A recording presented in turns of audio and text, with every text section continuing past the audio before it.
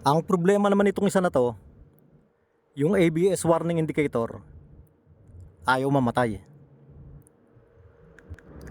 At dahil wala kaming scanner, ima-manual diagnosing na lang natin. Hindi lahat ng model nandito yung DLC connector. Itong model na to nandito. Tanggalin ko para mas madali nyong makita. May short tayo dyan. Yung pang-apat sa itaas at pang-5 sa ibaba. Ganito yun, no? Pang-apat dun sa may itaas at pang-5 dun sa ibaba. Kahit balik na rin yan, ganun pa rin yun. Pang-apat pa rin sa itaas, pang-5 pa rin sa ibaba. At bibilangin natin yung blinking pattern. With the pen? With the pen. You need? No need. We are two, we can remember that one. Yeah.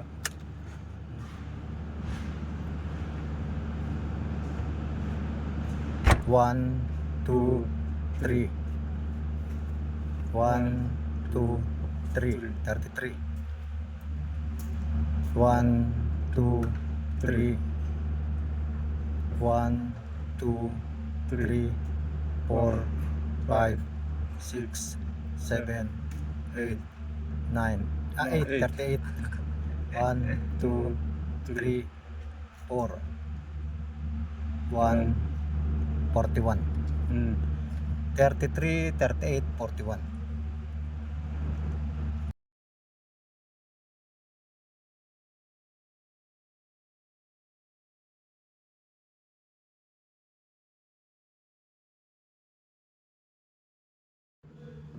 Sa mga na-troubleshoot ko na ganitong problema, ang kadalasan dito nagluluko. Napuputol yung wire dito sa lugar na to. Dito at dito sa kabila. Diyan. Kapag tumatakbo kasi yung sasakyan, laging gumagalaw yung wire na yan. Laging gumaganyan yan. Kaya kadalasan talaga diyan nagluluko. Chinek ko tong area na to kung mayroong naputol. Pero ito pala, hindi dito sa area na to may naputol. Sa ibang lugar. Kaya lang dito ko muna tiningnan dahil kadalasan talaga dito sa lugar na to nagkakaroon ng problema. Pero ito okay naman pala.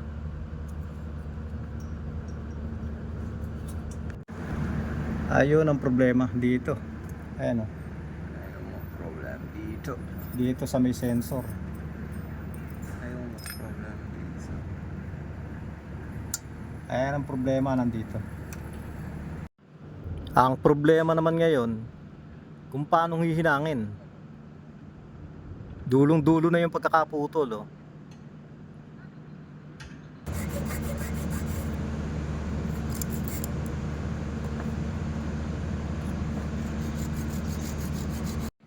Naihinan ko naman.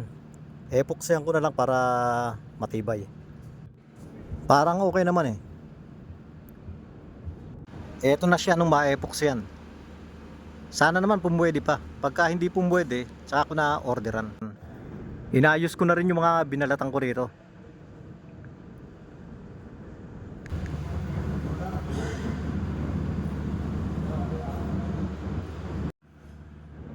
Testing naman natin uli ngayon.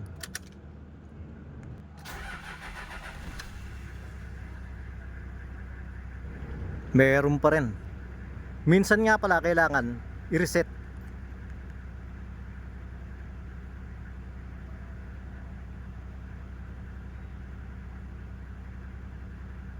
At ganito naman yung pagre-reset.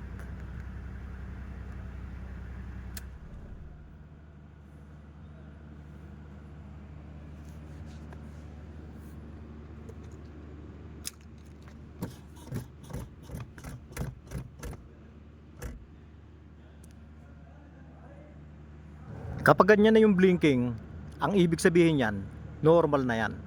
Pag tinanggal natin yung naka-short, mawawala na yan.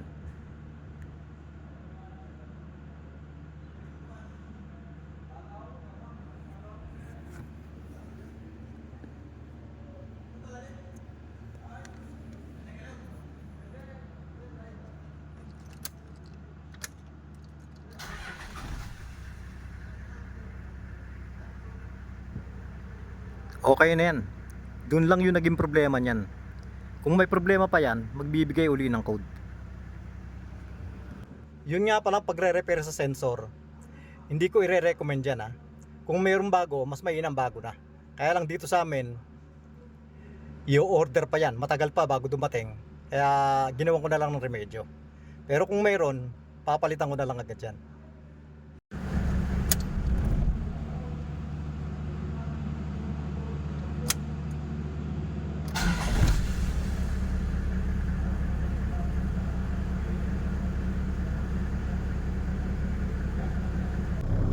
Okay na to. Galing kami ng test drive. May binili yung driver eh.